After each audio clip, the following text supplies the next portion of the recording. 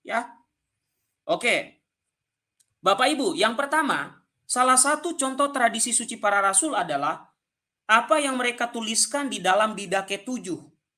Ya, ada beberapa bab itu Bapak Ibu, kebetulan saya punya bukunya. Mereka punya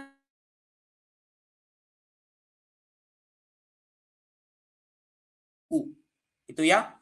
Lalu ketetapan-ketetapan yang mereka ajarkan di jemaat atau di umat juga mereka punya catatan. Contoh, di dalam Didache 7, mereka menjelaskan cara baptis. Nah, makanya gereja Katolik tidak pernah mempersoalkan soal masalah baptis. Tidak pernah mempersoalkan cara baptis. Karena mereka sudah punya rujukan. Karena kami sudah punya rujukan. Pertama, mereka mengatakan begini. Dan mengenai baptisan, baptislah begini. Setelah meninjau semua pengajaran ini, baptislah di dalam nama Bapa, Putra, dan Roh Kudus, di dalam air yang mengalir, sungai, ataupun laut. Makanya gereja Katolik tidak pernah mempermasalahkan orang itu dibaptis di sungai kah, orang itu dibaptis tuang kah, di laut kah. Yang dipermasalahkan adalah membaptisnya dalam nama Bapa, Putra, dan Roh Kudus atau bukan.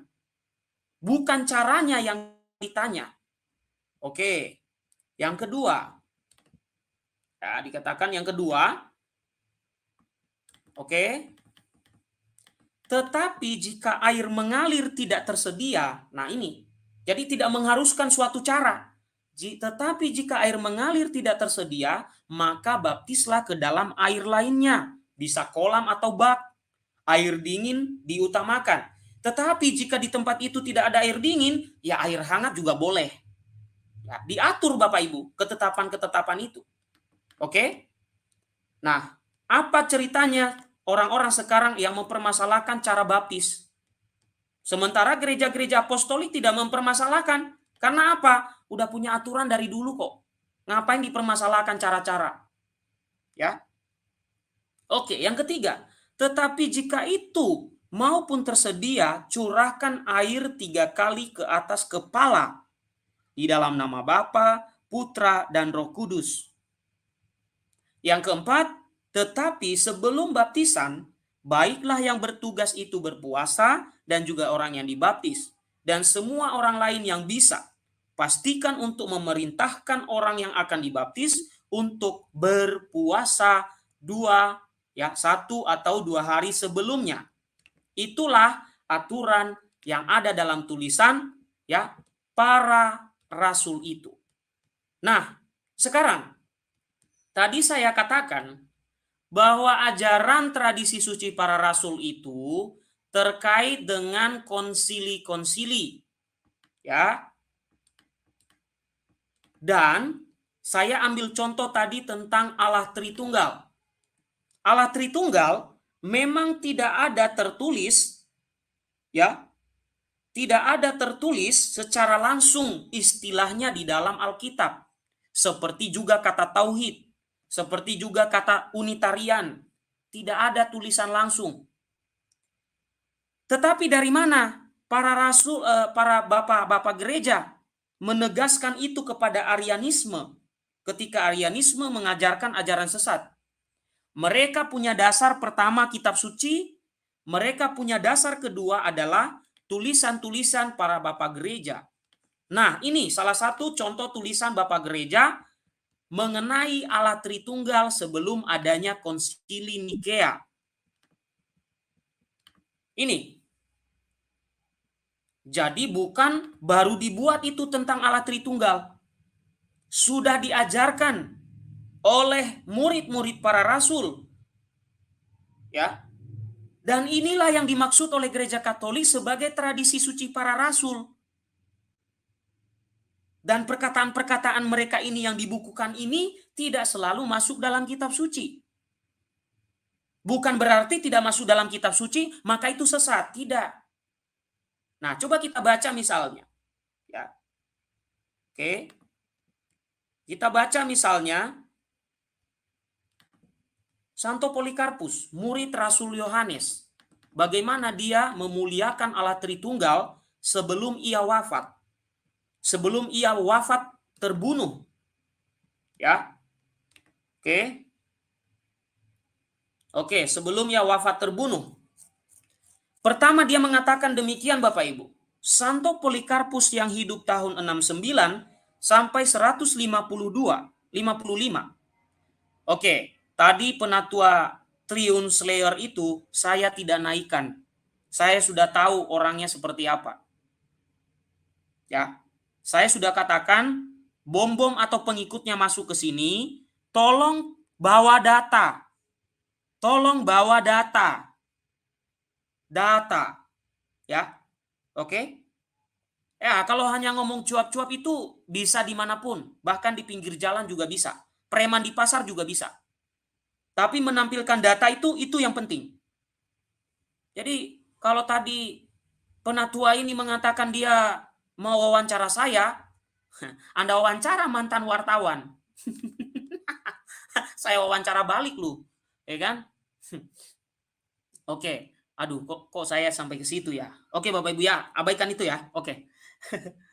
Ya, yang pertama, Santo Polikarpus telah mengajarkan tentang Allah Tritunggal bahkan sebelum Konsili Nikea 325. Apa yang dia katakan sebelum ia dibunuh sebagai martir? Ia berkata, "Aku memuji Engkau Allah Bapa. Aku memuliakan Engkau melalui Imam Agung yang ilahi dan surgawi, Yesus Kristus Putramu yang terkasih. Melalui Dia dan bersama Dia dan Roh Kudus, kemuliaan bagimu sekarang dan sepanjang segala abad. Amin." Ini ajaran tradisi suci para rasul.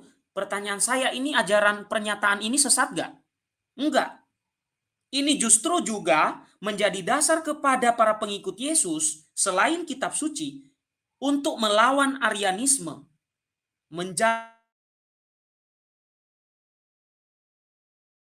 Bagi Bapak Gereja yang berdebat dengan Arianisme. Yang kedua, ya. Oke, kita lihat Bapak Gereja yang kedua. Meskipun ini sudah berulang-ulang saya tunjukkan, tapi ada baiknya kepada kelompok ini juga saya tunjukkan. Yang kedua, orangnya juga hidup di abad kedua sampai pertengahan abad pertama, abad kedua sampai ya masuk abad kedua. Ya, berarti masih belum Konsili Nikea, belum muncul Arianisme. Ya. Oke. Santo Athenagoras contohnya.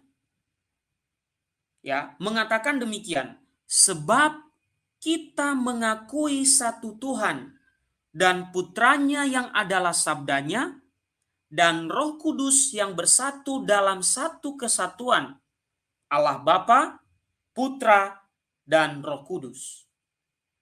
Lihat ini. Ya. Lihat ini. Tidak ada sedetail ini, ya, meskipun ada dasarnya dalam Alkitab, tidak menulis detail semacam ini. Dari mana sumber pernyataan Bapak Gereja ini atau murid-murid para rasul ini? Ya. Dari pengajaran para rasul yang mereka dengarkan.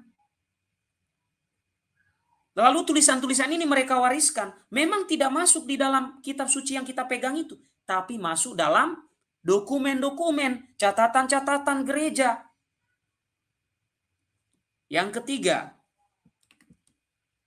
Oke, kita lihat yang ketiga, Bapak Ibu. Ini juga sama. Kurang lebih kurun waktu hidupnya adalah abad pertama sampai pertengahan abad kedua. Santo Aristides. Dikatakan demikian, orang-orang Kristen adalah mereka yang di atas segala bangsa di dunia telah menemukan kebenaran, sebab mereka mengenali Allah Sang Pencipta segala sesuatu di dalam Putranya yang tunggal dan di dalam Roh Kudus. Perhatikan, inilah formula-formula Allah Tritunggal sebelum adanya Konsili Nikea. Dan tentunya sudah ada lebih dulu, ya, dasar-dasarnya dari kitab suci itu. Jadi apakah kita mau membuang tradisi suci para rasul? ya buang aja. Berarti harusnya Anda tidak mengakui Allah Tritunggal. Karena itu lahir dari tradisi suci para rasul. Makanya istilahnya tidak tertulis langsung dalam Alkitab. Keempat, Santo Theophilus dari Antiokhia mengatakan, demikianlah juga ketiga hari sebelum diciptakannya terang, pada hari yang keempat, adalah lambang dari Trinitas, Allah dan firman-Nya dan kebijaksanaannya. Nah, di situ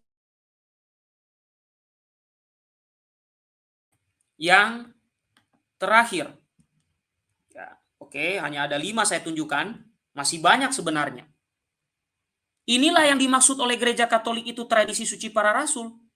Dan inilah yang menjadi bekal bagi umat nanti ketika melawan kelompok bidat-bidat itu. Sudah ada tulisan-tulisan dari para bapak apostolik. Ya. Oke. Santo Clemens misalnya dari Alexandria yang hidup tahun 150 sampai 215.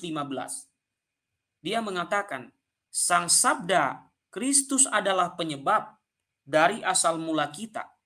Karena ia ada di dalam Allah dan penyebab dari kesejahteraan kita. Dan sekarang Sang Sabda yang sama ini telah menjelma menjadi manusia. Ia sendiri adalah Tuhan dan manusia dan sumber dari semua yang baik yang ada pada kita. Bapak Ibu, yang saya tunjukkan pada Anda adalah tradisi suci para rasul. Ternyata tradisi suci para rasul tidak bertentangan dengan Alkitab. Tadi tulisan-tulisan tentang Allah Tritunggal ada nggak yang bertentangan? Tolong dijawab di chat Bapak Ibu. Ada nggak yang bertentangan? Tidak ada. Bagaimana ceritanya? Orang yang menolak tadi mengatakan itu kan tradisi suci para rasul, itu buatan manusia. Emang para rasul manusia memang. Murid-murid para rasul juga manusia. Tetapi pengajaran yang mereka terima itu berasal dari sumber primer. Bukan baru dikarang di abad ke-16, ke-17, 18, 19, 20.